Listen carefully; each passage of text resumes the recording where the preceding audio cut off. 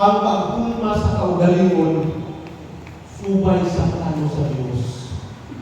Usa ka sagradong tawag. If this is a city vocation, then sa matang karoon ko niya, tubagon ako ang tawag sa Diyos. We help God. We must participate God in creating ourselves to become new every day. This is the message of Easter season. Mauna na importante kayo na mag-Kristo ka yung ini hiyas sa pagkamapagilungan.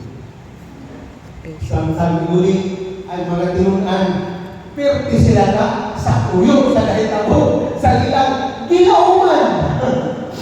Sometimes, sa atong kinabuhi ba everyday, na tayo mga gusto na mahitabo, kunya pagbigat ni mahitabo, sa uyong kabuhi, kung sa kama, kung sa kapa, ay, kuhan ito ay, mawala ko, lagot ay,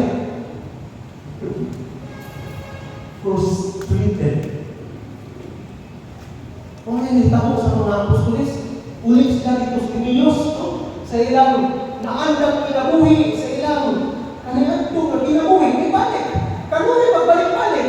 Muna, bisan sa pag-move sa Ginoo nga move towards perfections in life, towards holiness in life, but we are always true back sa ourselves. Kanunay ang magbalik-balik. Why paglampo? Why pag-uswag? Why pagtubo? Kanunay, well, gubat na forma na, gubat sa balik na po ng Ginoo sungkod. Di na po pagdayon, no? Formation, kung ako kasi ang pinisayon, usa ka pagpanday, pagpulmas ng galingon. Okay?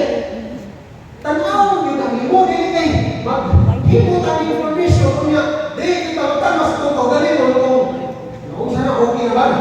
Kasi po ba sa akong Facebook last month, ako bang na-invite na ba na ako sa akong kaugalingon mo? Especially this virtue of patience na akong diskugan na. Muhul man sa akong kaugalingon to become truly an image and likeness of God.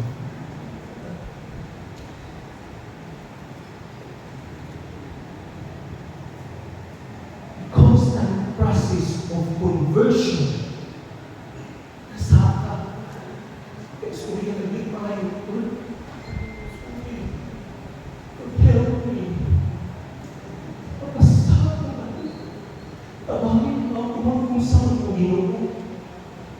And then, in yourself, you will slowly learn to be patient to yourself. If you are not patient to yourself, it will grow and affects others in a relationship with others. Maka-epekto siya, maka-apekto. Magana kayo pailog sa iyong kaugalingon, gamay ra. Imong anak, imong bana, imong asawa, diretso na yun, no? Hindi yun makapailog, hindi ko pasensya. Why? Ano yung anak ng tao? Tungkol kaya ang tao sa kantong mga pagkasala. Mubiyak man siya sa inabuhi sa iyo, magkapugalingon mo. Kanang self-centered bitaw, kanang selfish na paningkamot sa kaugalingon.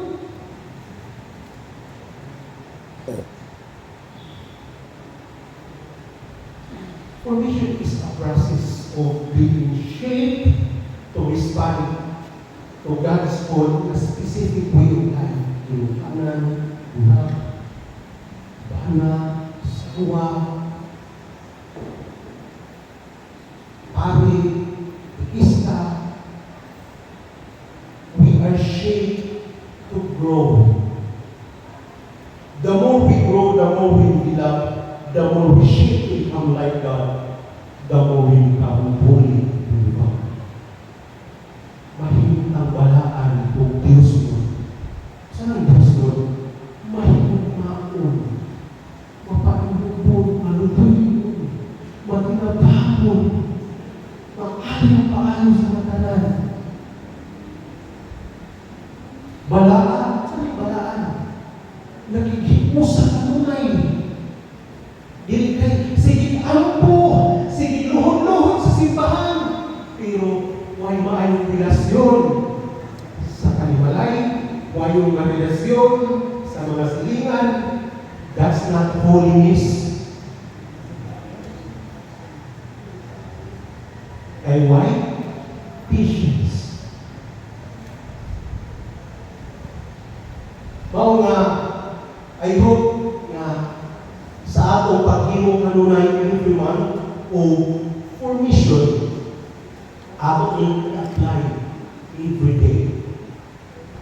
Kaya kung hindi na itong i-apply, sus, dali na kayo na kumalimtan, kung sa itong ginstutan, kung dili na natin siya, magamit. Mo na akong ingon, nga dili ma-translate into action. Uslana, ay pag udang na lang tayo, hindi paminaw, kung udang na po din istorya. Sabi ka, uslana na, no? There is God always with us. That is why we need to continue.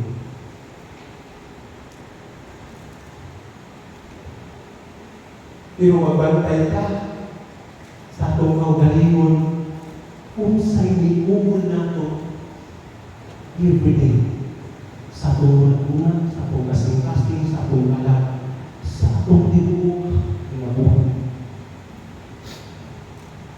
Bantay ka. What you think is what you become. What you eat is what you become. What you think is what you become. That is why Jesus gave himself as the bread and the water of life. For us to be born, to be shaped into the true image and likeness of God, to follow Him. E kung wala ka makasunod yung information, wala ka magsunod sa kabulong sa Diyos. Wala ka yung ma-translate into action. Why believe ang inyong pag-alis ng mo? I hope and pray na sa inyong pagpapaulit, you will be more happy.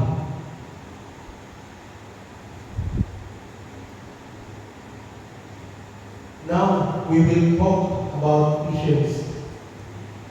Very beautiful word that Saint Teresa uttered in his prayer.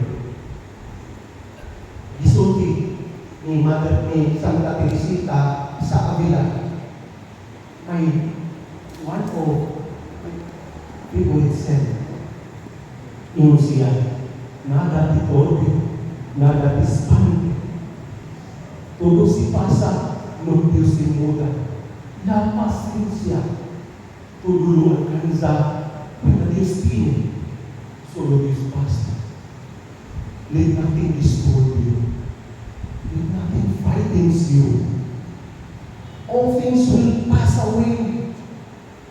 Mahanaw ang tanan. Mga ayaw yung tuguti ang imong kaugalingon na dunay makadisturbo nimo, dunay makapahadlok nimo.